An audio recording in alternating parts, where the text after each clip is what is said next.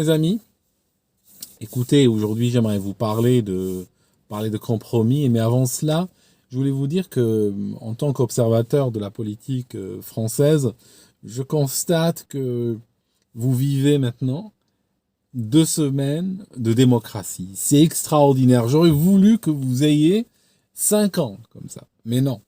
Vous avez tous les 5 ans 2 semaines absolument extraordinaires où les politiques sont à l'écoute, ils viennent au contact, ils viennent dans la rue, ils parlent aux gens.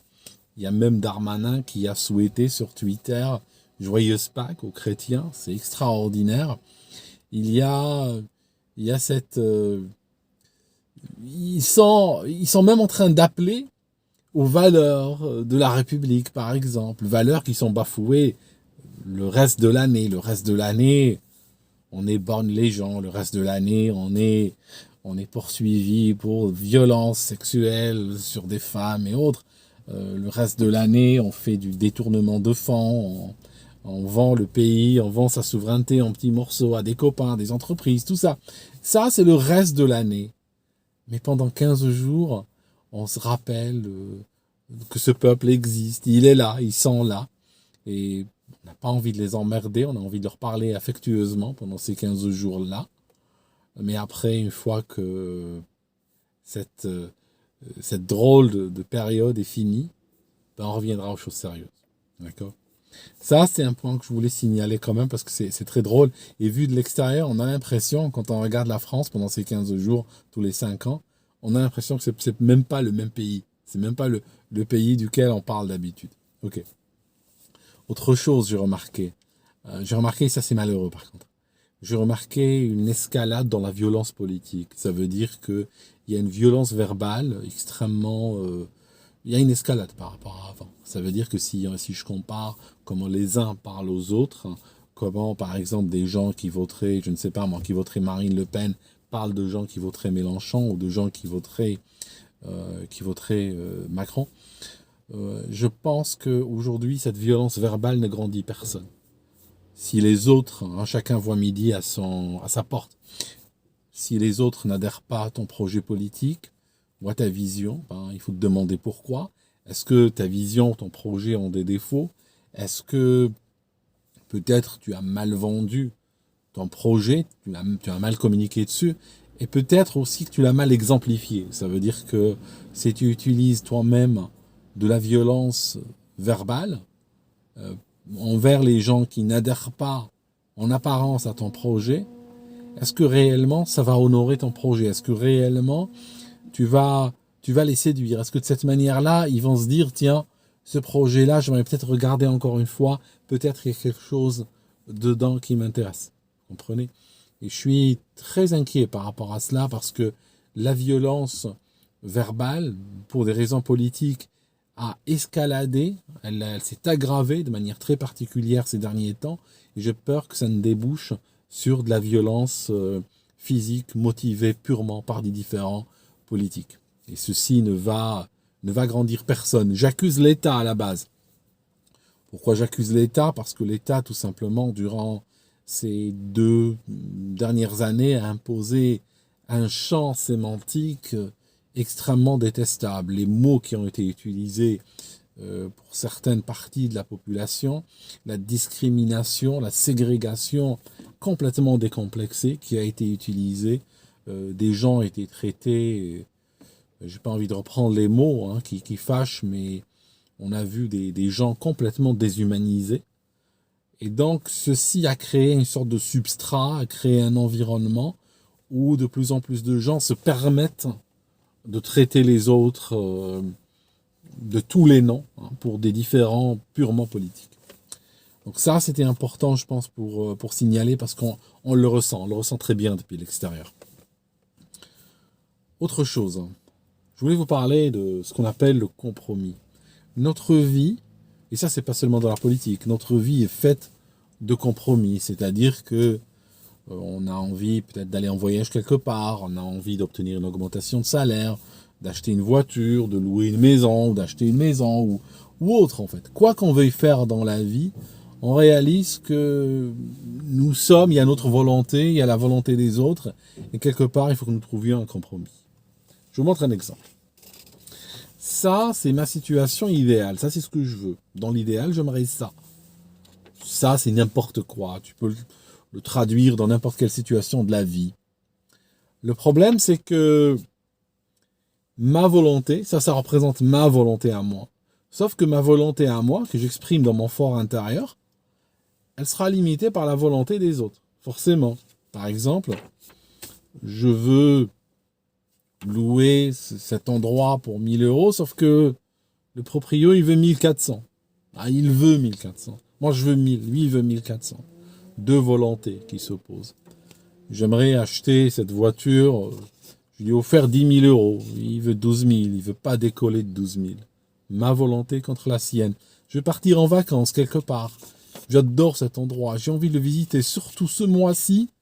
C'est un endroit qui est magnifique à visiter. C'est la meilleure période de l'année pour y aller. Quand je veux booker, je peux pas. Les prix des billets d'avion ont explosé. Les hôtels sont complètement bookés. Il n'y a plus de place. Les gens ont tout pris. Voilà. Leur volonté contre la mienne. À ce moment-là, ce qu'on fait, et ça, c'est dans toute la vie, c'est qu'on cherche à aller vers le compromis. Je n'obtiendrai jamais l'intégralité de ma volonté, mais si je sais gérer, si je sais composer avec tous les éléments qui existent, avec la volonté des autres, je peux potentialiser au maximum ce que je veux obtenir, et peut-être qu'au lieu d'obtenir cela, je vais peut-être obtenir ça. Voilà. J'obtiendrai pas le prix que je voulais, j'obtiendrai pas la destination que je voulais, la période que je voulais, l'augmentation de salaire que je voulais, mais j'obtiens moi. Mais j'obtiens quand même quelque chose d'honorable. Je suis dans une situation qui est quand même enviable par certains côtés. Maintenant, si je veux ma volonté à moi, je veux la faire comme moi je ne veux pas compromettre, je veux tout. Généralement, je finis avec ça. D'accord ? Généralement, je finis avec beaucoup moins que si j'avais été prêt au compromis.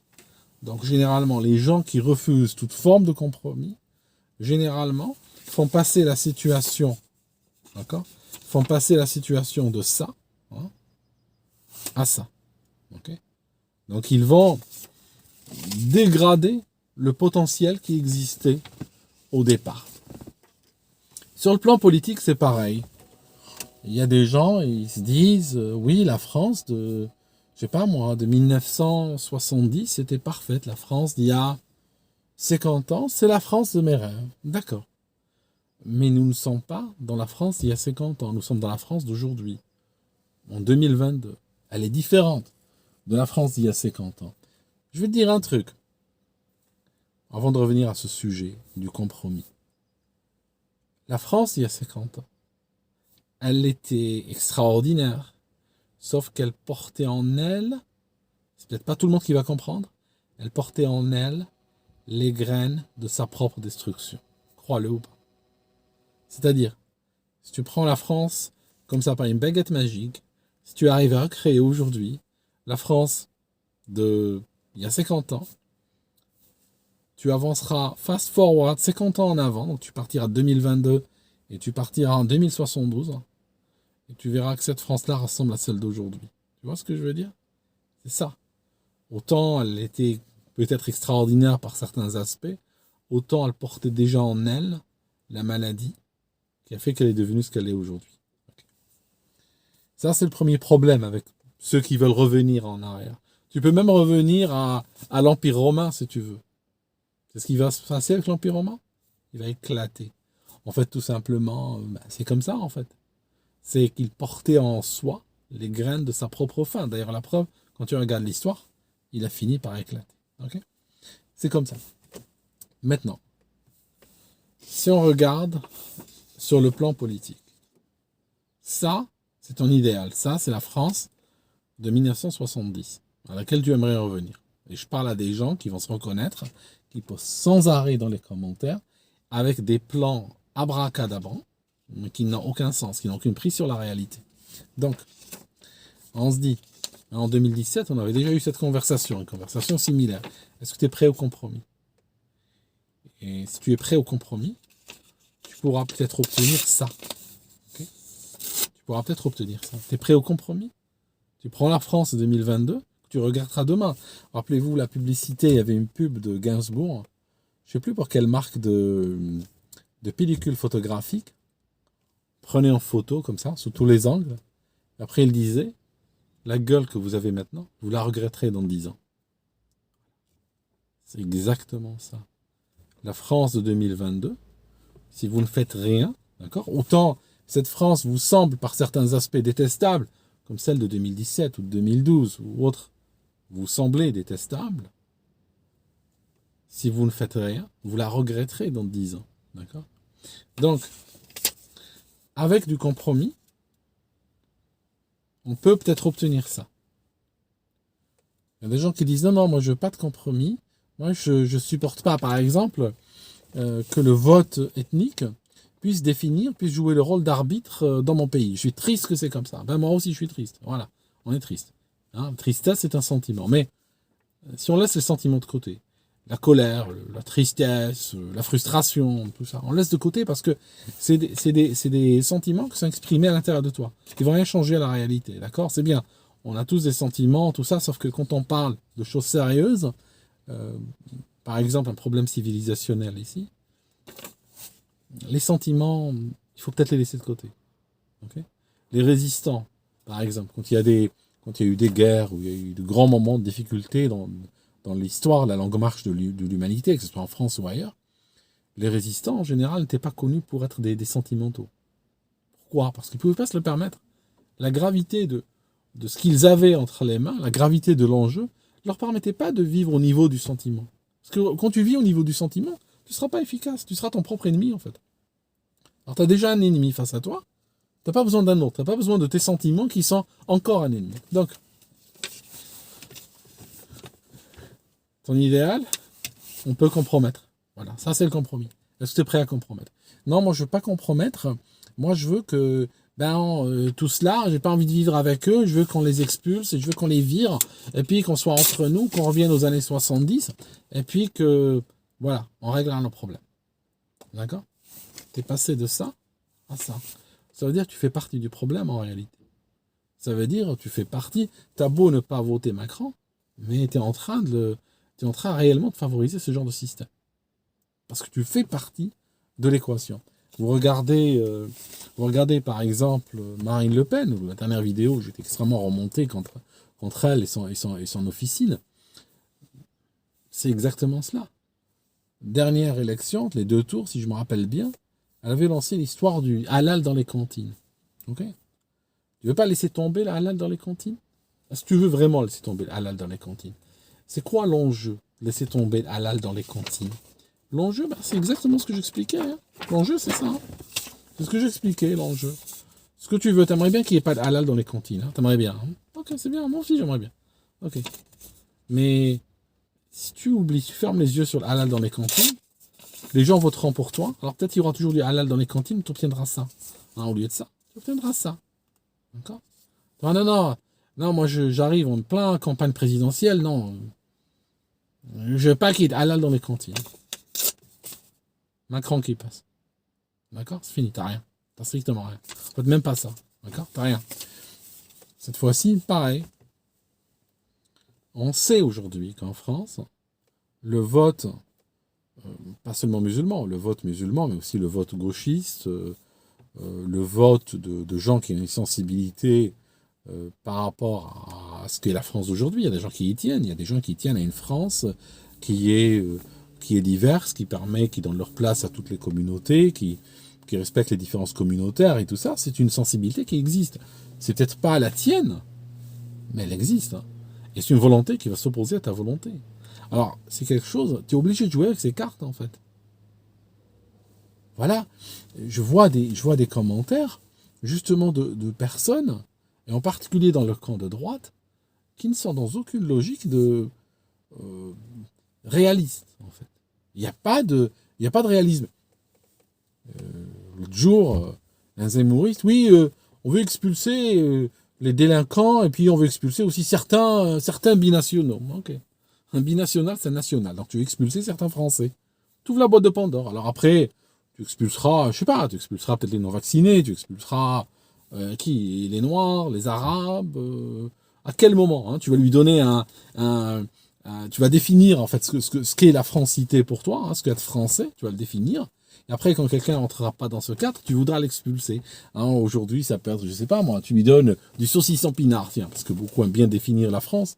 Quand même, 2000 ans d'histoire par ça, enfin, pourquoi pas. Chacun voit midi à sa porte.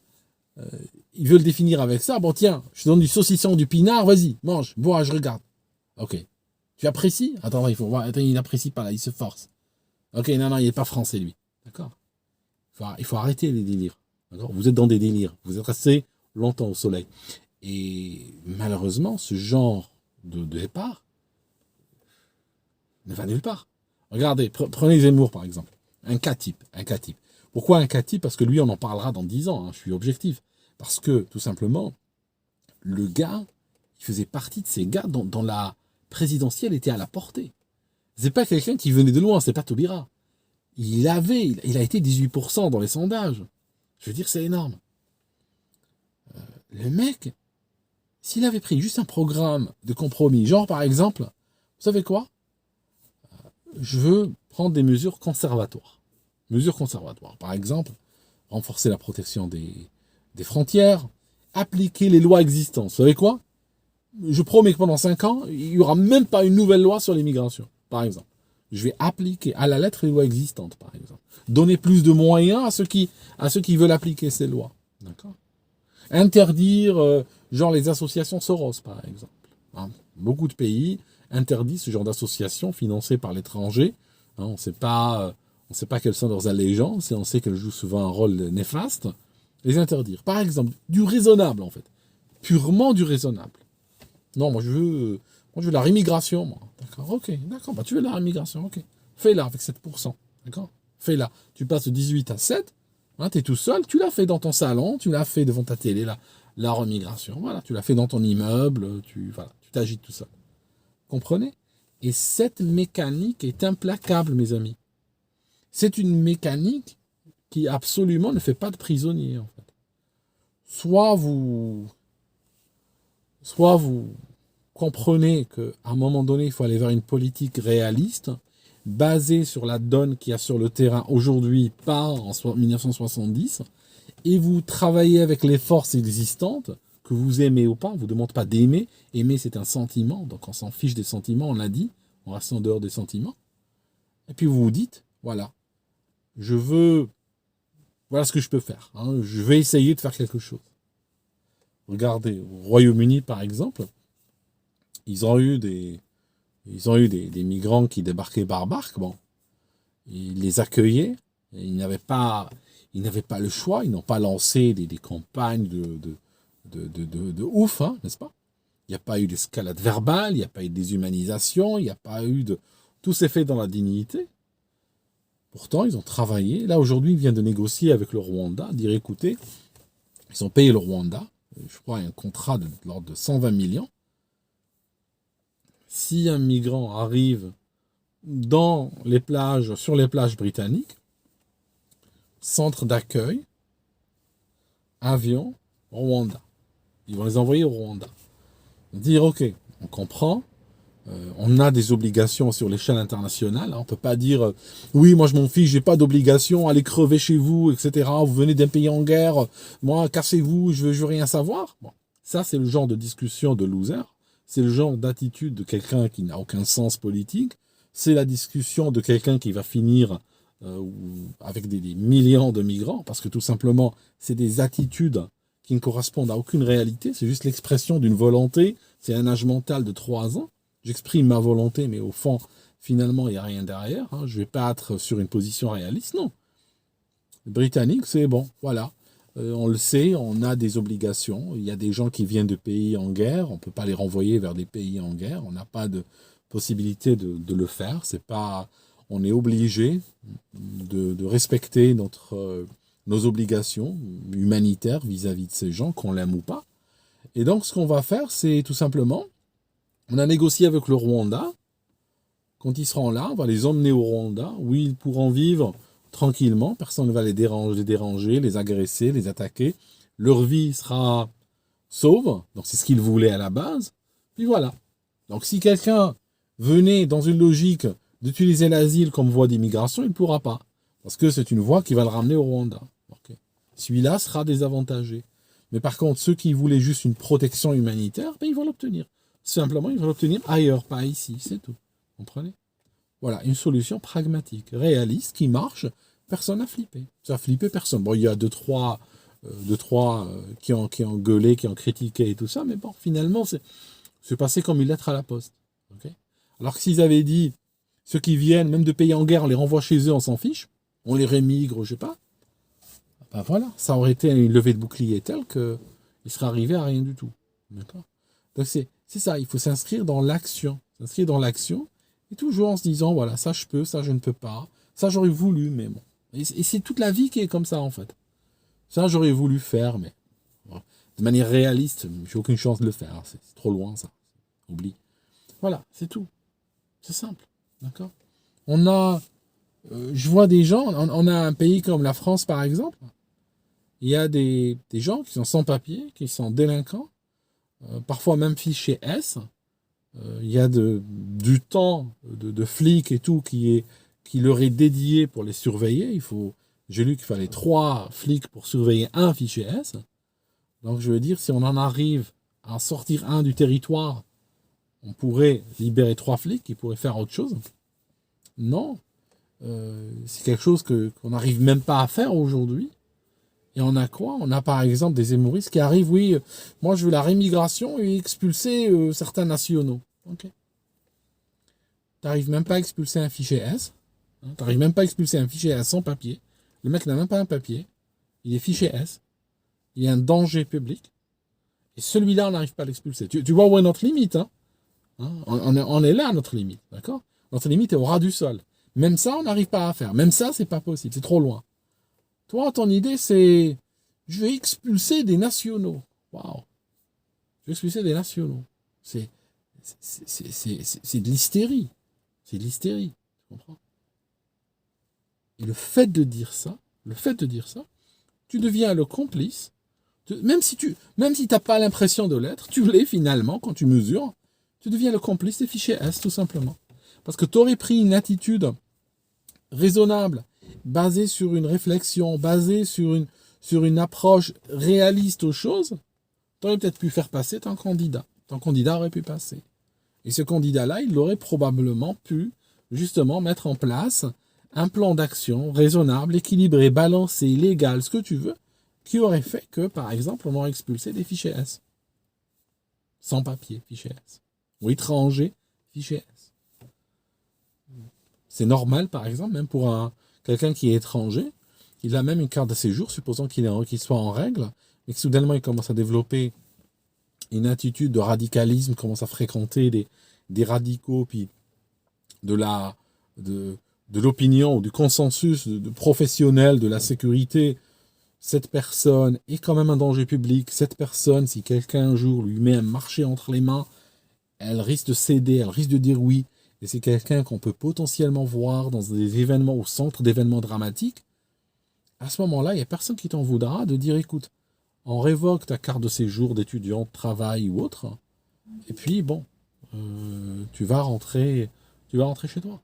Okay, ça, il y a personne qui va, il n'y a aucune personne raisonnable, même des gens, on va dire, de la gauche, je ne parle pas nécessairement de l'extrême gauche, mais même des gens à sensibilité gauche et tout ça, ne vont pas trouver cela particulièrement inhumain. D'accord? C'est normal, c'est tout à fait normal qu'un pays fasse cela. Sûreté, il a touché à la sûreté nationale, au revoir. Mais même ça, cet objectif que je suis en train de décrire, il est un pont trop loin aujourd'hui, dans la France d'aujourd'hui.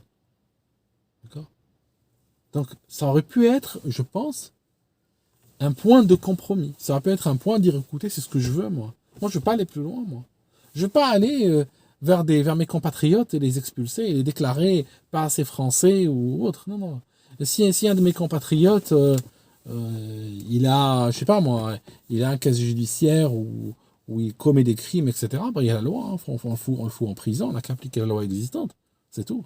Mais je ne peux pas arriver et déclarer que je vais, moi, redéfinir qui est français, qui ne l'est pas, et puis créer un programme pour virer tous les Français qui ne correspondent pas à ma vision aujourd'hui. Parce que si aujourd'hui tu le fais, demain, la roue peut tourner, et tu te retrouveras, toi, victime d'une définition qui va t'exclure. Parce qu'on est finalement, si on commence à... C'est ça le problème de l'exclusion, et c'est ça le problème de créer ces exclusions de manière massive, qui vont définir des frontières ou des barrières à l'intérieur de groupes humains, c'est que aujourd'hui on le fait au détriment d'un groupe, demain on le fera au détriment de ta gueule. C'est tout. Demain c'est toi qui ne passeras pas. Et si on commence à refuser le droit de vivre à des gens sur la base, sur quelle que soit la base qu'on définit, tôt ou tard ce sera notre tour. Puis on videra tout le pays, quoi. Et là, c'est vrai que les problèmes seront réglés, hein, une fois pour toutes. Hein. Si un jour une météorite arrive, frappe, qu'on se retrouve tous à 6 pieds sous terre, c'est clair que les problèmes seront réglés. Hein. C'est vrai qu'il y aura zéro criminalité, zéro chômage, zéro tension, zéro tout, quoi. Mais bon, en attendant ce jour, il va quand même falloir essayer de travailler et puis trouver le moyen de travailler ensemble. Hein, c'est tout. On est condamné à être ensemble. Hein. Je veux dire, il faut... Voilà. Donc, merci mes amis. Bon, voilà, d'avoir suivi jusque-là. C'est une vidéo que je fais un petit peu de manière plus paisible que la dernière. J'espère que le message est passé. Aujourd'hui, personnellement, je ne vous cache pas que mon curseur par rapport à la probabilité, sur le premier tour, moi je pensais, au fond de moi, je disais en privé aux gens, je pense que ça sera Macron, Mélenchon. C'est ce que je pensais. En fait, c'était Macron, Marine Le Pen. En réalité, mes outils d'analyse et les raisonnements qui vont avec et tout ne permettent pas de séparer deux candidats qui sont quasiment ex aequo. D'accord, ils étaient trop proches l'un de l'autre pour qu'on puisse les séparer par une analyse. Il fallait la méthode expérimentale. Il fallait que l'élection ait lieu pour qu'on puisse les séparer. Mais voilà. Aujourd'hui, cette même vision, je vois Macron en avant. Et si ça continue comme ça, avec des prises de position de Marine Le Pen sur le Mohamed, je vais interdire le voile, etc., elle peut aller à un score pire que celui de 2017. Malheureusement, c'est ça qui est dans les cartons aujourd'hui. Ce refus de comprendre qu'il y a des batailles qui ne valent pas la peine. Il y a des batailles, elles peuvent valoir la peine, mais bon, si tu veux sacrifier de la présidentielle et que tu veux utiliser le temps entre le 15 jours de démocratie entre les deux tours, tu peux l'utiliser soit pour gagner et puis être là pendant les 5 prochaines années, ou bien tu peux l'utiliser comme une tribune, parce que les caméras sont pointées sur toi, pour peser sur le débat, pour lancer certaines idées peut-être qui n'avaient pas beaucoup d'écoute avant. Tu peux lancer, dire oui, je vais interdire le Mohamed, je vais interdire le voile dans la rue, tout ça, comme l'a fait Bourguiba et tout, et tu peux. Le problème, c'est que tu sacrifies ta présidentielle pour cela. Tu mets ta présidentielle sur l'autel, tu la sacrifies, et en échange, tu as parlé de ça. Voilà, c'est tout. Bon, ok. Moi, je trouve que ça vaut pas la peine. Sincèrement, je trouve que ça vaut pas la peine. Hein. Quand on tout pesé, ça vaut pas la peine. Mais bon, c'est trop tard maintenant. De toute façon, l'âne est sorti de l'écurie, là, à ce stade. Donc, c'est clair qu'on peut pas rattraper ça. Hein. C'est fini. C'est pas un truc qu'on peut rattraper. En tout cas. Je pense sincèrement que le système en France aujourd'hui, le système Front National, si vous regardez, est un système de capture c'est un chélateur littéralement. C'est un système de capteur d'insatisfaits. Alors ça marche comme ceci. Les gens qui sont en train de jouer avec les cartes du système, les macronistes, les mélenchistes, les autres, ils jouent avec les cartes du système. Même l'UPR, je ne sais plus comment on les appelle. Je veux dire, tellement leur score est tellement négligeable qu'aujourd'hui, J'ai même plus de place en mémoire pour eux, quoi. Je veux dire, ça vaut même plus la peine d'en parler, quoi. Toujours est-il, hein, c'est de qui je parle. Ceux-là jouent avec les cartes du système. Ils obtiennent quelque chose du système. Ils obtiendront des ministères, ils obtiendront des présidents, ils obtiendront des sénateurs, ils obtiendront plein de gens. Ils jouent avec les cartes du système. Malheureusement, c'est comme ça qu'elle est la vie. Et puis, il y a le reste. Tous les insatisfaits, qui souvent ont ouvert les yeux sur le système, on leur fournit quoi? On leur donne le Front National, ou le Rassemblement National, ou comme il s'appellera dans 5 ans, je ne sais pas. Là, ce qu'ils vont faire, ils vont tous arriver dessus. Ils vont tous arriver, mettre, c'est une sorte de, comment on appelle ça? C'est une sorte de corbeille à papier, une grosse corbeille à papier. Imagine une grosse corbeille à papier et tu écris dessus RN. Ils viendront jeter leur vote là-dedans. Ils viendront tous en masse comme ça. Insatisfait, c'est par là, par là. Insatisfait, oui, toi, viens. C'est là, vas-y, vote. Une grosse corbeille. Imaginez une grosse corbeille à papier énorme. Et ils vont balancer leur vote dedans. Ce vote-là partira à l'incinérateur. Il n'a plus de valeur. La France, en tout cas la France de demain, se définira, hein, quand on parlera des cercles de pouvoir, se définira par le reste. Pas ceux qui ont mis leur vote dans la corbeille. Par les autres. Voilà, c'est tout. Vous voyez le truc?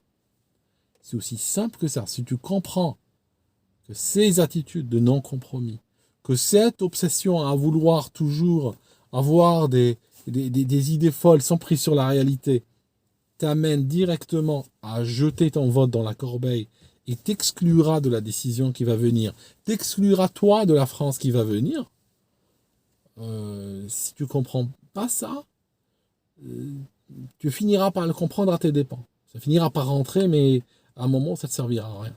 D'accord? En tout cas, merci mes amis d'avoir suivi jusque-là. Et je reviendrai une autre fois pour d'autres vidéos, d'autres analyses. Il y a plein de gens qui me demandent de parler des choses et d'autres. Je viendrai en temps utile. Merci en tout cas mes amis, puis je reviendrai une autre fois.